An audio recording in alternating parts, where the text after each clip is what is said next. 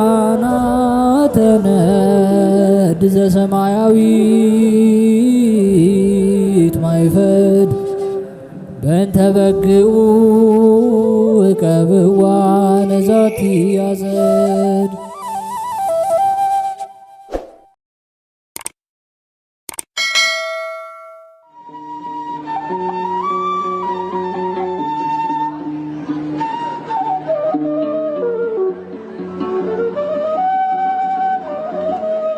በስመ አብ ወወልድ ወመንፈስ ቅዱስ አሃዱ አምላክ አሜን።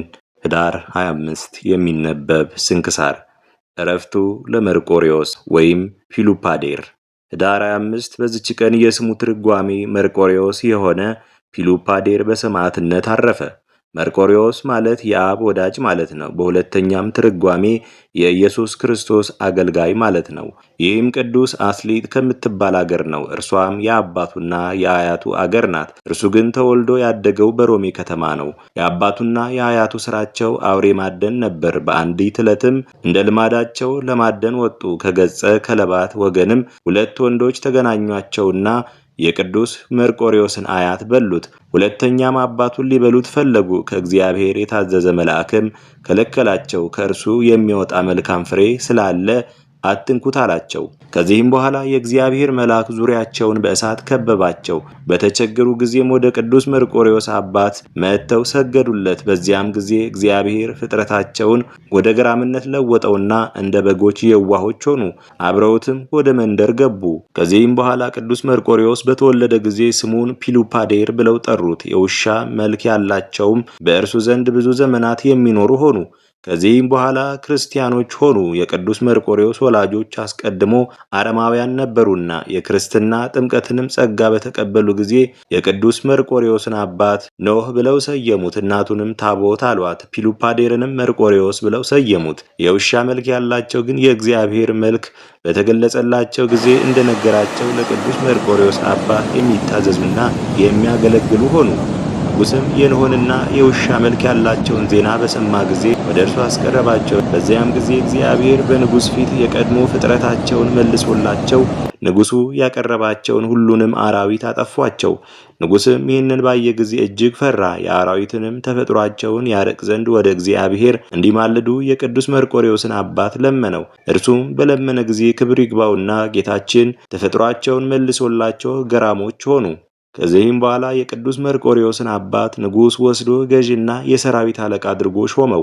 የውሻ አርአያ ያላቸውም ይታዘዙለት ነበር። ከእርሳቸውም የተነሳ ሁሉም ይፈሩ ነበር። ከዚህም በኋላ የቅዱስ መርቆሬዎስን አባት የሾመውን ንጉሥ ይወጋ ዘንድ ከሃዲ ንጉሥ ተነሳ። ንጉሥም ከጦር ሰራዊት ጋር የቅዱስ መርቆሬዎስን አባት ወደ ጦርነት ላከው። ከሃዲው ንጉሥ ግን እነዚያን የውሻ አርአያ ያላቸውን አባብለውና ሸንግለው ወደ እርሱ ያመጧቸው ዘንድ ወታደሮችን ላከ። ባመጧቸውም ጊዜ ሃይማኖታቸውን ይለውጡ ዘንድ አብዝቶ ሸነገላቸው። ባልሰሙትም ጊዜ ሊያሰቃያቸው ጀመረ። አንዱ አምልጦ ሸሽቶ ወደ ጌታው ሄደ። ሁለተኛውም በሰማዕትነት ሞተ። ከጦር ሜዳ የቅዱስ መርቆሬዎስ አባት በተመለሰ ጊዜ ሚስቱንና ልጁን ፈለጋቸው፣ ግን አላገኛቸውም።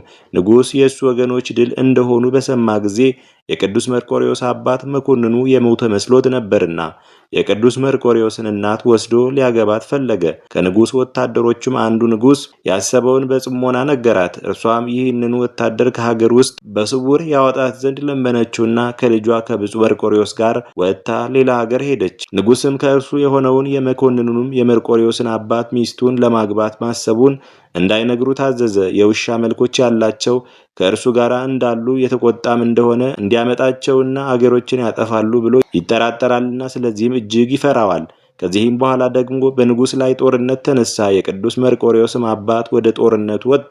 በእግዚአብሔርም ፈቃድ ይዘው ማረኩት። ወደ ሮሜም ንጉሥ አቀረቡት። ንጉሥም ክርስቲያን ነበርና የተማረከው መኮንን ክርስቲያን መሆኑን ባወቀ ጊዜ አልገደለውም፣ በክብር አኖረው እንጂ። እጅግም ወደደውና ከጥቂት ቀኖች በኋላ በመርዶሳውያን አገሮች ሁሉ ላይ ገዢ አድርጎ ሾመው። ክብር ይግባውና በጌታችን ኢየሱስ ክርስቶስም ፈቃድ ሚስቱና ልጁ መርቆሬዎስ ወዳሉበት አገር ደረሰ። ሚስቱም በቤተ ክርስቲያን ደጃፍ ባየችው ጊዜ ባሏ እንደሆነ አወቀችው፣ እርሱ ግን አላወቃትም። በአንዲት ዕለትም እርሱና ጭፍሮቹ ከእንግዳ ማረፊያ ቤት በወጡ ጊዜ ልጇን መርቆሬዎስን ወስዳ ያማሩ ልብሶችን አልብሳ ሂዶ ከመኮንኑ ፈረስ ላይ እንዲቀመጥ አዘዘችው። እርሱም አባቱ ነው። በተቀመጠ ጊዜም ጭፍሮቹ ይዘው ወደ መኮንኑ ፊት አቀረቡት። መኮንኑም ልጁ እንደሆነ አላወቀምና በእርሱ ላይ ተቆጣ። የመርቆሬዎስም እናት መጥታ ጌታዬ ሆይ እኛ መጻተኞች ነን፣ አንተም መጻተኛ እንደሆንክ ባወቅኩ ጊዜ ልጅህ ሆኖ ልጄ ከአንተ ጋር እንዲሆን አሰብኩ አለችው። እርሱም ጠየቃት፣ እንዴት እንደተሰደደች መረመራት። እርሷም ሚስቱ እንደሆነች ነገረችው። በዚያም ጊዜ ያወቃት ልጁን መርቆሬዎስንም አወቀው። እጅግም ደስ ብሏቸው እግዚአብሔርን አመሰገኑት። ያንንም የእንግዳ ማረፊያ ቤተ ክርስቲያን አደረጉት። እግዚአብሔርንም እያመሰገኑ በአንድነት ኖሩ። ከዚህም በኋላ አባቱና እናቱ በሞቱ ጊዜ ንጉሥ ቅዱስ መርቆሬዎስን ወስዶ በአባቱ ፈንታ በመርዶሳውያን አገር ላይ ሾመው። ቅዱስ መርቆሬዎስም መኮንንነትን በተሾመ ጊዜ ያገጸ ከልብ ከእርሱ ጋር ነበር። ወደ ጦርነትም አብሮት የሚወጣ ሆነ። ለመዋጋትም በሚሻ ጊዜ የቀድሞ የአራዊት የሆነ ተፈጥሮውን እግዚአብሔር ይመልስለት ነበር። ማንም ሊቋቋመው የሚችል የለም። ለቅዱስ መርቆሬዎስም ታላቅ የድል አድራጊነት ኃይል ተሰጠው። ዜናውን በሁሉ ቦታ ተሰማ። ከቤተ መንግስት ሰዎችም ከፍ ከፍ አለ። እንዲህም ሆነ፣ ያን ጊዜ በዚያም ወራት በሮሚ አገር ጣዖትን የሚያመልክ ዳኪዮስ የሚባል ንጉሥ አለ። ጠላቶቹም የበርበር ሰዎች ተነሱበት። እርሱም ከእሳቸው ጋር ሊዋጋ ሰራዊቱን ሰብስቦ ወጣ። እነርሱ ግን እንደ ባህር አሸዋ ብዙ ነበሩ። ብዛታቸውንም ባየ ጊዜ ደንግጦ እጅግ ፈራ። ቅዱስ መርቆሬዎስም እግዚአብሔር ያጠፋቸው ዘንድ በእጃችንም አሳልፎ ሊሰጣቸው አለውና አትፍራ አለው። ከዚህም በኋላ ቅዱስ መርቆሬዎስ የእግዚአብሔርን መልአክ በውጊያው ውስጥ አየው። የተሳለ ሰይፍም በእጁ ውስጥ አለ። ያችንም ሰይፍ ሰጠውና እንዲህ አለው፣ ጠላቶችህን ድል ባደረክ ጊዜ ፈጣሪ እግዚአብሔርን አስበው። በጠላቶቹም ድል አድርጎ በሰላም ተመለሰ። መልአኩም ዳግመኛ ተገልጦለት ለምን የፈጣሪህን የእግዚአብሔርን ስም መጥራት ረሳህ አለው። ጦርነቱም ከተፈጸመ በኋላ ንጉሥ ዳኪዮስ ለጣዖታቱ ዕጣን በማሳረግ በዓልን ሊያደርግ ወደደ። ቅዱስ መርቆሬዎስም ለበዓል ማክበር አብሮት አልወጣም፣ ወደ ቤቱ ሄደ እንጂ። ሰዎችም ቅዱስ መርቆሬዎስን እንዳልመጣና ዕጣንን በማሳረግም እንዳልተባበረ አስረዱት። በዚህም ጊዜ ንጉሥ መልእክተኞችን ልኮ ቅዱስ መርቆሬዎስን ወደ እርሱ አስመጣው። በመዘግየቱም አድንቆ ለአማልክት ዕጣን ለማሳረግ ከእኔ ጋር ያልመጣህ የእኔ ፍቅር እንዴት ተውህ አለው። በዚያም ጊዜ ትጥቁንና ልብሱን ወረወረለትና ንጉሥን እንዲህ አለው፣ እኔ ክብር ይግባውና ጌታ ኢየሱስ ክርስቶስን አልክደውም፣ ለረከሱ ጣዖታትም አልሰግድም አለው። ንጉሥ ዳኪዎስም ይህንን በሰማ ጊዜ እጅግ ተቆጣ። እርጥብ በሆነ የሽመል በትሮች እንዲደበድቡ ታዘዘ። ሁለተኛም ከላም ቆዳ በተሰራ ጅራፍ ይገርፉት ዘንድ አዘዘ። ንጉሥ እንዳዘዘ ይህንን ሁሉ አደረጉበት። በዚህም ጊዜ የአገሩ ሰዎች ስለ ቅዱስ መርቆሬዎስ እንዳይነሱበት ፈርቶ የቀጵዶቅያና የእስያ ክፍል ወደሆነች ወደ ቂሳሪያ በብረት ማሰሪያ አስሮ ላከው። በዚያም እንዲያሰቃዩ ታዘዘ። ካሰቃዩትም በኋላ ንጉሥ ዳኪዎስ እንዳዘዘ ራሱን በሰይፍ ቆረጡትና ተጋድለውን ፈጽሞ በመንግሥተ ሰማያት የሕይወት አክሊልን ተቀበለ። የማይጠፋ ሰማያዊ አክሊልንም ተቀዳጅቶ ወደ ዘላለም ሕይወት ከገባ በኋላ በዓለም ሁሉ አብያተ ክርስቲያናት ታነጹለት። እግዚአብሔርም ታላላቅ የሆኑ ድንቆች ተአምራትን በውስጣቸው ገለጠ። ከተአምራቱም አንዲት ኡልያኖስ በነገሰ ጊዜ ክብር ይግባውና ጌታችን ኢየሱስ ክርስቶስ ካደ። በዚያን ወራት ቅዱስ ባስልዮስ የቂሳሪያ ሊቀ ጳጳሳት ነበረ። ተአምራቱ በተጻፉበት መጽሐፍ እንደተጻፈ ምዕመናን በጽኑ ስቃይ ኡልያኖስ ባሰቃየ ጊዜ መክሮ አስተምሮ ከስህተቱ ይመልሰው ዘንድ ቅዱስ ባስልዮስ ወደ እርሱ መጣ።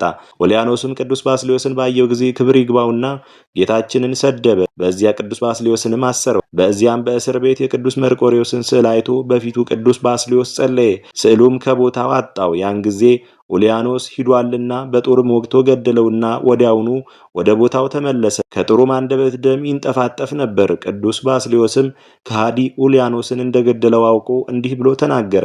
የክርስቶስ ምስክር ሆይ የእውነት ጸር የሆነ ኡልያኖስን ገደልከውን? ያን ጊዜ አዎን እንደሚል ስዕሉ ራሱን ዘንበል አደረገ።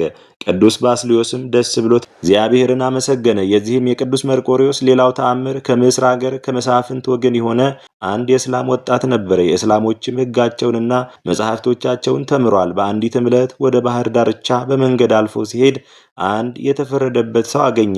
አስቀድሞ እስላም የነበረ አሁን የክርስቲያን ጥምቀትን የተጠመቀ የንጉሥ ጭፍሮችም ይዘውታል። ሊያቃጥሉትም ጉድጓዱን ምሰው በውስጡ ታላቅ እሳት አንድደው አዘጋጅተውለታል። ብዙዎች ሰዎችም ሲያቃጥል ለማየት ተሰብስበው ነበር። ያም የመስፍን ልጅ ወጣት እስላም ወደ ተፈረደበት ሰው ቀረብ ብሎ አንተ ከሃዲ ሰው ወደ ሲኦል ለመግባት ለምን ትሮጣለህ? በኋላም በገሃነም እሳት ውስጥ ለመኖር አንተ እግዚአብሔርን ባለ ልጅ ታደርገዋለህና 3 አማልክትንም የምታምን ነህና ክፉ ነገር ነውና ይህን ስድብ ትተህ እኔን ስማኝ አለው። ያ የተፈረደበትም እንዲህ ብሎ መለሰለት፣ እኛ የክርስቲያን ወገኖች 3 አማልክትን የምናመልክ ከሃዲያን አይደለንም፣ አንድ አምላክ እናመልካለን እንጂ ይኸውም አብ ወልድ መንፈስ ቅዱስ ነው። ወልድ ከአባቱ ከእግዚአብሔር ልዩ አይደለም፣ የራሱ ቃል ነው እንጂ መንፈስ ቅዱስም ሕይወቱ ነው። የሃይማኖታችን ምስጢር ከእናንተ የተሰወረ ድንቅ ነው። ዛሬ ለአንተ ልብህ ጨለማ ነው፣ በውስጡ የሃይማኖት ብርሃን አልበራም።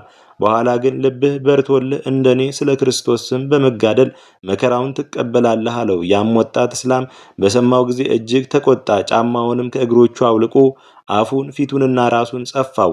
ይህ የምትለው ከእኔ ዘንድ አይደረግም እያለ አብዝቶ አሰቃየው። የተከበረው ሰማዕትም ይህንን ያልኮን አስበህ የምትጸጸትበትን ጊዜ አለ አለው። በዚያም ጊዜ ራሱን በሰይፍ ቆርጠው ስጋውን ከእሳት ምድጃ ውስጥ ጨመሩ። ከዚህም በኋላ እሳቱ ከፍ ከፍ ብሎ እንደ ታላቅ አጥር ሆነ።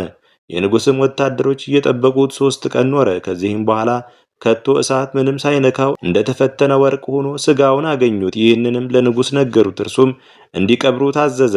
ያ ወጣት እስላም ግን እያዘነ ወደ ቤቱ ገባ። እርሱ ክርስቲያን እንደሚሆን ስለተናገረው ከሐዘኑ ብዛት የተነሳ የማይበላና የማይጠጣ ሆነ። እናቱና ወንድሞቹም ወደ እርሱ ተሰብስበው የማትበላ የማትጠጣ በአንተ ላይ የደረሰ ምንድነው አሉት። ክብር ይግባውና ለጌታችን ኢየሱስ ክርስቶስ ምስክር የሆነ የተናገረውን ነገራቸው። እነርሱም ይህ ሐሳች የተናገረውን ተወው፣ በልብህ አታስበው እያሉ አጽናኑት። እርሱ ግን ከቶ ምንም አልተጽናናም። በዚያም ወራት ወደ ሐሰተኛ ነቢያቸው መቃብር ለመሄድ የሚሹ ሰዎች አይቶ ከእሳቸው ጋር መሄድ ፈልጋለሁ ብሎ ለአባቱ ነገረው። አባቱም እጅግ ደስ ብሎት የሚበቃውን ያህል የወርቅ ዲናር ሰጠው። ለወዳጁም አደራ ብሎ ሰጠውና አብሮት ሄደ። በሌሊትም ሲጓዝ እነሆ ብርሃን የለበሰ አረጋዊ መነኮስ ተገለጠለት። በፊቱም ቆሞ ትድን ዘንድ ና ተከተለኝ አለው። እንዲሁም ሁለተኛና ሶስተኛ ተገልጦ ተናገረው። በደረሱም ጊዜ ስራቸውን ፈጽመው ወደ አገራቸው ተመለሱ። 7 ቀንም ያህል ተጓዙ። እነርሱም በሌሊት ሲጓዙ ስለ ስጋዊ ግዳጅ ያ ወጣት ከገመል ላይ ወርዶ ለመጸዳዳት ዘወር አለ። ባልንጀሮቹም በበረሃ ውስጥ ትተውት ሄዱ፣ ከእሳቸው ጋር የሚጓዝ መስሏቸዋልና። በተነሳም ጊዜ ተቅበዘበዘ፣ ወዴት እንደሚሄድ አላወቀምና አራዊትንም እንዳይበሉት ፈርቶ ደነገጠ። በዚያም ጊዜ በምስር ሀገር በአባቱ ቤት አቅራቢያ ያለች የሰማዕቱ የቅዱስ መርቆሬዎስን ቤተክርስቲያን አስታውሶ በልቡ እንዲህ አለ፣ ሰዎች ሁሉ በእርሷ ዘንድ እየተሳሉ ይፈጸምላቸዋል። በዚያም ጊዜ የክርስቶስ ምስክር መርቆሬዎስ ሆይ በዚህ በረሃ ካሉ አራዊት አፍ በዛሬዋ ሌሊት ካዳንከኝና ያለ ጥፋት ካወጣኸኝ እኔ ክርስቲያን ሆናለሁ ብሎ ተሳለ። ወዲያውኑ መልኩ የሚያምር ጎልማሳ የከበረ ልብስን የለበሰና የወርቅ መታጠቂያ በወገቡ የታጠቀ በፈረስ ተቀምጦ ወደ እርሱ መጣና አንተ ከወዴት ነህ? እንዴት በዚህ በረሃ ውስጥ ጠፋህ? አለው። ወጣቱም ስለ ስጋ ግዳጅ ከግመል ላይ ወረድኩ፣ ባልንጀሮቼ ትተውኝ ሄዱ አለው። ባለፈረሱም ና በኋላዬ በፈረሱ ላይ ተፈናጠጥ አለው። በዚያም ጊዜ ወደ አየር በረረ። በምስር ሀገር ወዳለች የቅዱስ መርቆሬዎስ ቤተክርስቲያን እንደ ዓይን ጥቅሻ አደረሰውና እንደ ተዘጋጅ ከውስጧ አስገባው። ከፈረሱም ላይ አውርዶ በዚያም አቆመው። ወደ መጋረጃ ውስጥም ገብቶ ከእርሱ ተሰወረ። የቤተክርስቲያኑ መጋቤ በሌሊት በመጣ ጊዜ ቤተክርስቲያኒቱን ከፍቶ ሲገባ ይህን ወጣት ከመካከል ቆሞ አገኘው። ደንግጦ ሊጮህ ፈለገ። ጠቀሰውና ወደ እኔ ዝም ብለህ ና አለው። ወደ እርሱም ሲቀርብ ይህች ቦታ የማን ናት አለው። የቤተ ክርስቲያኒቱ መጋቢም ይህ የምስር አገር ያለች የቅዱስ መርቆሬዎስ ቤተ ክርስቲያን ናት። አንተ ግን ልቡ እንደጠፋ ሰው ስትናገር አያሃለው። ከዚህ ምን አመጣ? አሁንም ንገረኝ አለው። ወጣቱም እንዲህ ብሎ መለሰለት፣ ልቤ እንዴት አይጠፋ? እኔ በዛሬው ሌሊት በእገሌ በረሃ ሳለው ፈረስ ላይ የተቀመጠ ሰው ተገለጠልኝና ከኋላው በፈረሱ አፈናጠጠኝ። ከዚህም አድርሶ ተወኝ አለው። መጋቢውም የዚያችን በረሃ ስም በሰማ ጊዜ ያደነቀ፣ እንዲህም አለው፣ ልብህ ጠፍቷል በማለቴ መልካም የተናገርኩህ አይደለምን? የምትናገረውን አታውቅምና። የዚያ በረሃ መጠኑ የ22 ቀን ጉዞ የሚያስጉዝ ስለሆነ በእርግጥ አንተ ወንበዴ ነህ። የቅዱስ ሰማዕት መርቆሬዎስ ኃይል ያለ ገመድ አስሮሃል። እርሱ የዚህን ዓለም ክብር ንቆ የተወ ክብር ይግባውና ስለ ክርስቶስ ስም ከሃዲዎች ጽኑ ስቃይ አሰቃይተው የገደሉት፣ ክርስቶስን በመንግስቱ ውስጥ የተቀበለው፣ በቦታዎችም ሁሉ አብያተ ክርስቲያናት የታነጸለት፣ በውስጣቸውም እግዚአብሔርን ያመሰግኑታል። እርሱ መርቆሬዎስ ለተማጸነበት ሁሉ ይማልዳልና ድንቆች የሆኑ ታላላቅ ተአምራትንም ያደርጋልና አለው። ያም ወጣት መጋቢውን መልኩ እንዴት ነው? ምን ይመስላል? አለው። መጋቢውም አካሉ አንተን ይመስላል አለው። ይህንንም ብሎ ወደ ስዕሉ ወስዶ ገልጦ አሳየው። ወጣቱም በእገሌ በረሃ የታየኝ በእውነት ይሄ ነው፣ በፈረሱም ላይ አፈናጦ ወደዚህ ያደረሰኝ ይህ ነው። እነሆ ታጥቋት በወገቡ ላይ ያየኋት የወርቅ መታጠቂያው ይህች ናት። ሰማይ ልንገርህ፣ እኔ በዚች ሀገር የምኖር አባቴም ስሙ ረጋ የሚባል መስፍን የሆነ እስላም የሆንኩ ሰው ነኝ። ክርስቲያንም ለመሆን ይህች ምልክት ትበቃኛለች። አሁንም በቤት ውስጥ ሰውረኝ፣ ለማንም ስራዬን አትግለጥ። የክርስትና ትምህርትን አስተምሮ የእግዚአብሔርን መንገድ የሚመራኝን አምጣልኝ አለው። እርሱም ያለውን ሁሉ አደረገለት። የክርስቲያን ጥምቀትንም አጠመቀው። ከዚህም በኋላ ወደ ነቢያቸው መቃብር የሄዱ እኒያ እስላሞች በአንድ ወራቸው ደረሱ። ዘመዶቻቸውም ሊቀበሏቸው ወጡ። ይህን ወጣት የመስፍን ልጅ ግን አላገኙትም። አባቱም አደራ ያስጠበቀውን ወዳጁን በጠየቀው ጊዜ እርሱም በበረሃ ውስጥ ቀርቶ እንደጠፋ እያለቀሰ ነገረው። አባቱም በሰማ ጊዜ ልብሱን ቀዶ አለቀሰ። እንዲሁም ቤተሰቦቹ ሁሉም 40 ቀኖች ያህል አለቀሱለት። ከዚህም በኋላ በጠዋት ከቤተ ክርስቲያን ሲወጣ ይህን ክርስቲያን የሆነውን ወጣት አንድ እስላም አየው። ወደ ወላጆቹም ሂዶ እንዲህ ብሎ ነገራቸው። ልጃችሁ በበረሃ ውስጥ የሞተ ከሆነ በመርቆሬዎስ ቤተ ክርስቲያን ደጅ ያየሁት እርሱን ባልመሰለኝ ነበር። እስኪ ሂዳችሁ አረጋግጡ አላቸው። በሰሙም ጊዜ በስውር ሂደው ፈለጉት፣ አግኝተውትም ይዘው ወሰዱት። እንዲህም አሉት፣ በወገኖቻችን መካከል ልታሳፍረን ይህ የሰራኸው ምንድን ነው አሉት። እርሱም እኔ በሕያው እግዚአብሔር ልጅ በጌታዬና በፈጣሪ ኢየሱስ ክርስቶስ የማምን ክርስቲያን ነኝ ብሎ መለሰላቸው። ይህንንም ሲል ታላቅ ስቃይን አሰቃይተው ከጨለመ ጉድጓድ ውስጥ ጣሉት። ሽንታቸውንም በላዩ እየደፉ የቤት ጥራጊም እያፈሰሱበት ያለ መብልና ያለ መጠጥ በዚያ 7 ቀንና ሌሊት ኖረ። እናቱ ግን ቀንም ሌሊትም በላዩ የምታለቅስ ሆነች። ከልቅሷን ብዛት የተነሳ ከጉድጓድ አውጥተው እኛ ወደማናይህ ቦታ ሂድ አሉት። ወዲያውኑ ወደ አስቄጥስ ገዳም ሂዶ በዚያ እያገለገለና እየተጋደለ 2 ዓመት ኖረ። ከዚህም በኋላ በላዩ የትንቢት ጸጋ ያደረበት አንድ መነኩስ ወደ ምስር ከተማ ሂደህ ሃይማኖትህን ከምትገልጽ በቀር በዚህ መኖር ለአንተ አይጠቅምህም አለው። ወዲያውኑ ተነስቶ ወደ ምስር ከተማ ሄደ።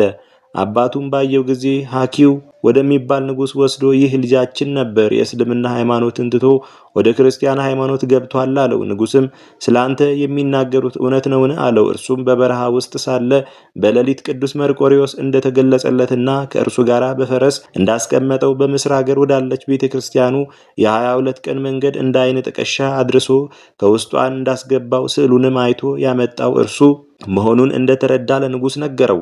ንጉሥም በሰማ ጊዜ እጅግ አደነቀ፣ ታላቅ ፍርሃትም አደረበት። አደርግልህ ዘንድ የምትሻውን ለምነኝ አለው። እርሱም በቅዱስ መርቆሬዎስ ስም ዳግመኛ በመላእክት አለቃ በቅዱስ ሚካኤል ስም ቤተ ክርስቲያን እንዲሰራ ታዝልኝ ዘንድ ሻለሁ አለው። ንጉሥም በአስቸኳይ እንዲታነጹለት አዘዘለት። በውስጣቸውም ታላላቅ የሆኑ ድንቆች ተአምራት ተገለጡ። እርሱም አበምኔት ሆኖ ወደ እርሱ ብዙዎች መነኮሳት ተሰበሰቡ። 2 ድርሳናትንም ደረሰ። ከሃዲያንንም አስተምሮ ወደ ቀናች ሃይማኖት መለሳቸው። እግዚአብሔርንም አገልግሎ በሰላም አረፈ። ለዚህም መነኮስ የክርስትና ጥምቀትን በተቀበለ ጊዜ ያወጡለት ስም ዮሐንስ ነው። ለእግዚአብሔርም ምስጋና ይሁን፣ እኛንም በቅዱስ መርቆሬዎስ ጸሎት ይማረን፣ በረከቱም ከእኛ ጋር ትኑር ለዘላለሙ አሜን። የአቃሪዮስና የሮማኖስ መታሰቢያ። በዚህች ዕለት የአቃሪዮስና የሮማኖስ መታሰቢያቸው ነው። በረከታቸውም ከእኛ ጋር ትኑር ለዘላለሙ አሜን። አስጀምሮ ላስፈጸመን ለልዑል እግዚአብሔር ክብር ምስጋና ይሁን መቼ ለዘላለሙ አሜን። ውድ የሊቃናት ሚዲያ ቤተሰቦቻችን ህዳር 25 የሚነበብ ስንክሳር ወደ እናንተ አቀረብን። ይህን ይመስል ነበር። በቀጣይ በአዲስ ክፍል እስከምንገናኝ ድረስ እግዚአብሔር ቸር ያቆየን። መልካም ጊዜ